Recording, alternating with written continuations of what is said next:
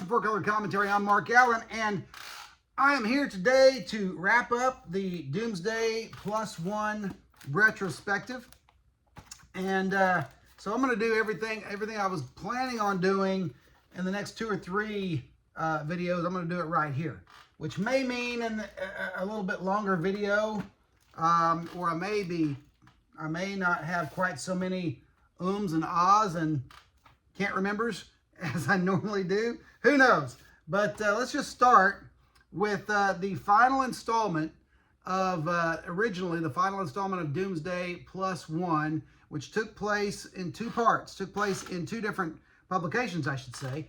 The Charlton Bullseye number 4, which was published in 1976, and then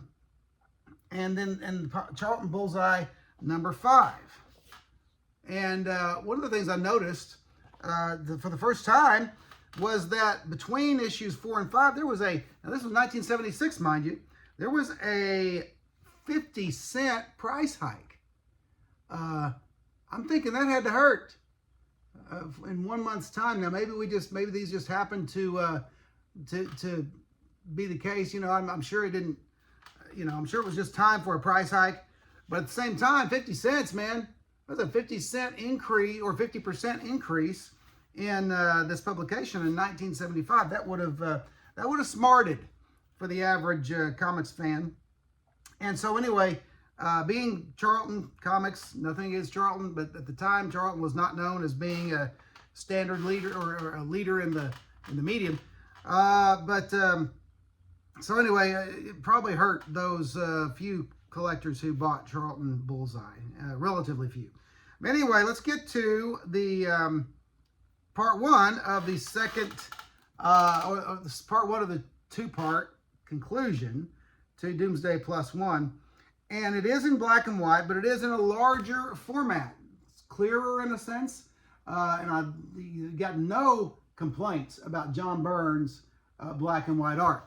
But it starts out in a story called Time Slip, okay, part 1. And basically, where there had been no dinosaurs in this story before, you start out the story with our intrepid adventurers, you know, facing off against a Tyrannosaurus. Tyrannosaurus. There you go.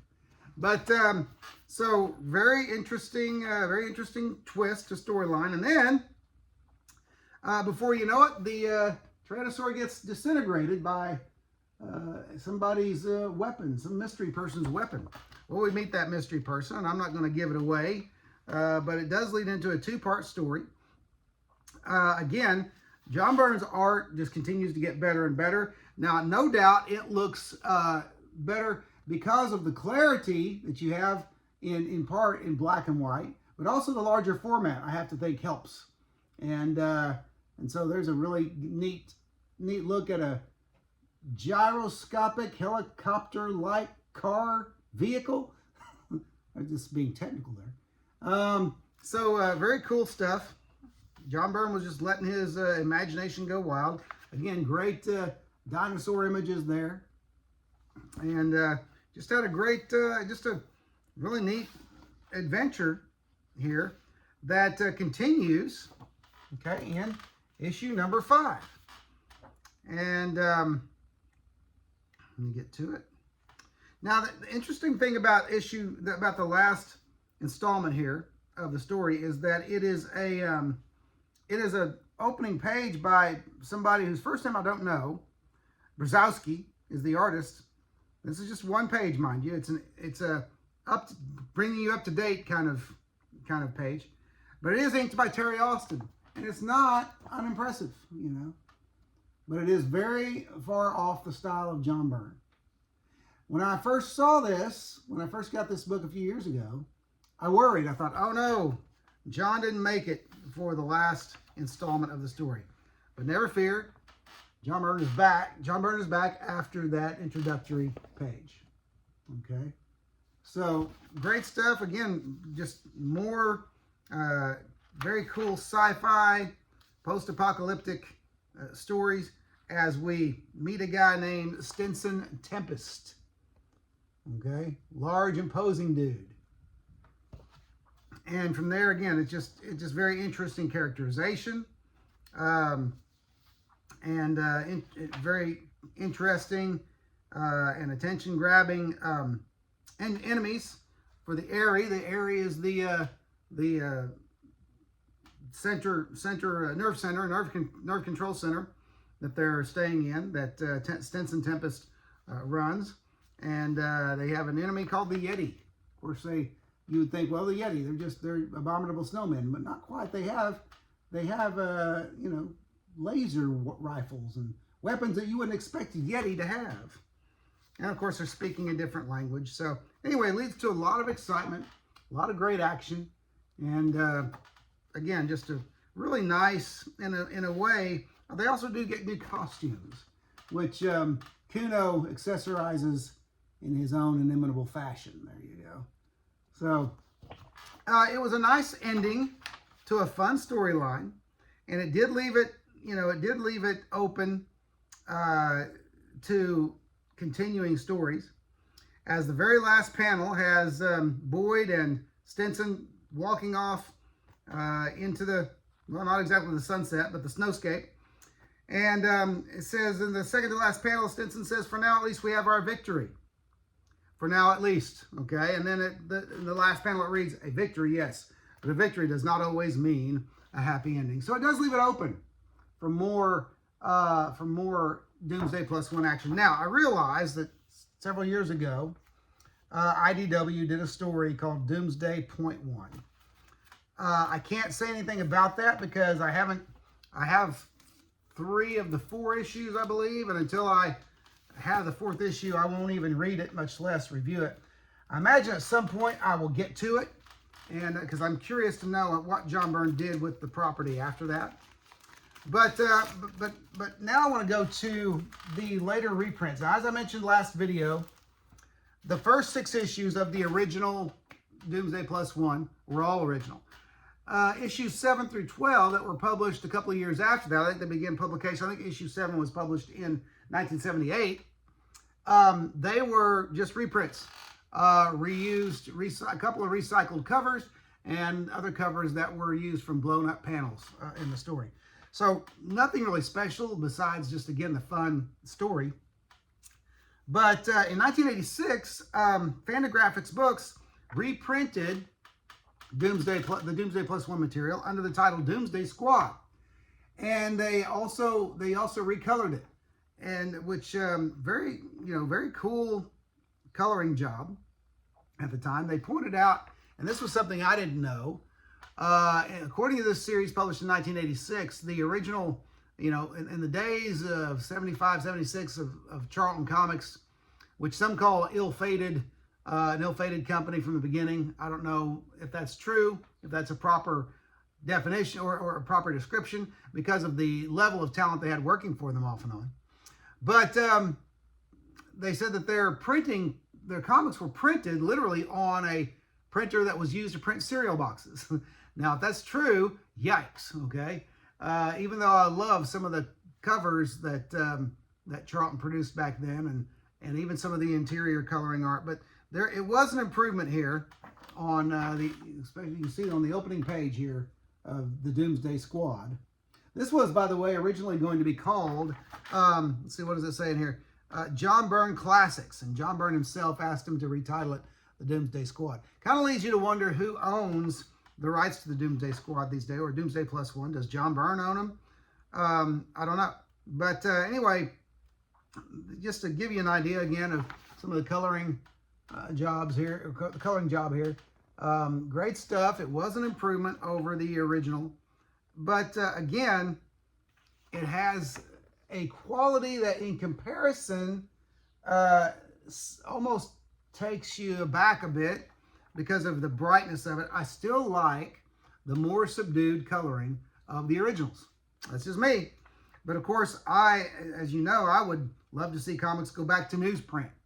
Okay? That's just me.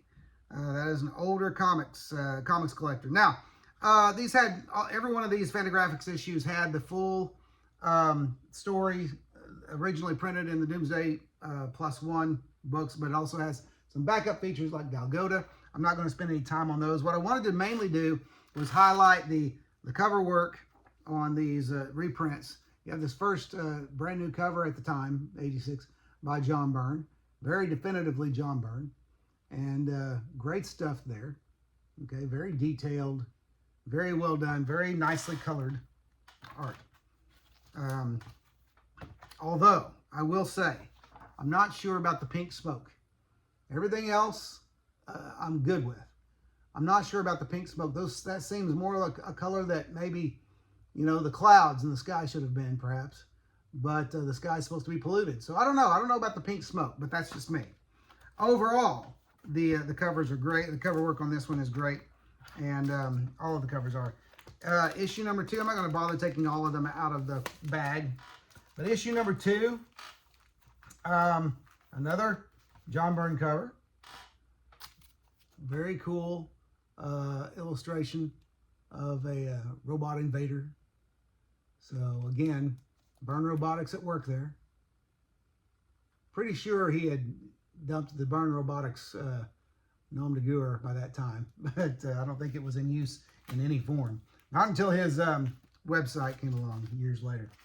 Doomsday Squad number 3, with a Usagi Yojimbo backup feature, is by Gil Kane. Beautiful cover by Gil Kane. Okay. So great stuff there. And the hits really just keep on coming as Doomsday Squad number 4 has a gorgeous cover by Neil Adams. Can't beat that. Kuno looking as formidable as ever. Perhaps more so. Next, you have Doomsday Squad number 5 and another Gil Kane cover. Now, this is where I kind of, you know, style comes into it. Let me find that hang on a second. Let me find that Neil Adams cover again for a comparison, because I tend to like Neil Adams Kuno, big, brawny, beefy, you know, monster-looking dude, as compared to Kane's more elongated character there. Doesn't look quite as menacing, doesn't look quite as formidable, in my opinion. In my opinion. But that is the difference between styles, okay? This guy looks like he would stomp this guy, okay? Maybe even without his hammer. So, just saying. Okay, and then you have now, I don't want to hear any complaints out there by Gil Kane fans. And then issue number 6, Gil Kane cover again. Not bad at all. Not complaining. Just difference in style. Okay. And then Doomsday Squad number 7. And of course, this is a reprint of the 2 stories, the 2-part story in the Charlton Bullseyes. Now let me go ahead, since you didn't get to see those in any kind of color, and those were in black and white, even though the larger format was great. Let me show you a few pages in colored. And of course, this will be the first time this story was colored, and very nice. It is preferable to black and white, though. In some cases, I do actually prefer black and white. And I love black and white comics. But not every artist knows how to, to do black and white comics. I would have gone with a different color scheme on this protagonist's costume, but that wasn't my choice. Okay, the purple and yellow. I don't know, but there you go. So anyway, very cool stuff there, and I think we probably reached the end until such a time that I do a retro review of Doomsday .1. That's it for Doomsday +1 / the Doomsday Squad, okay? Great John Byrne material, some great later reprints with wonderful covers and great coloring overall, and no real complaints on any of that stuff. Doomsday +1 remains for me a small pocket in comics history that was just really enjoyable. Non-superhero fare. I mean, listen, I love superheroes much as the next guy, but superheroes alone does not a comic book medium make, okay? And so I like sci-fi, I like crime, I like the other stuff. Slice of life even comics in some cases. So you know, great stuff. Doomsday +1, kind of one of those stories that stands alone in post-apocalyptic sci-fi fare. So great stuff there, and I just really encourage you to go back and acquire what you can. All right, now leaving Doomsday +1, we'll be going on very soon. I will bring in more John Byrne stuff. I expect the very next video will be some early John Byrne material, and so and I have some other plans along those lines. Going to spend some time with John Byrne with little snippets of other things here and there in between. Anyway, that's it. If you listen, if you haven't, don't forget to like, comment, and subscribe to 4-Color Commentary. Especially comment. I like to read the comments, and I like the discussions that take place at times. Otherwise, thanks for watching 4-Color Commentary, and we'll see you next video.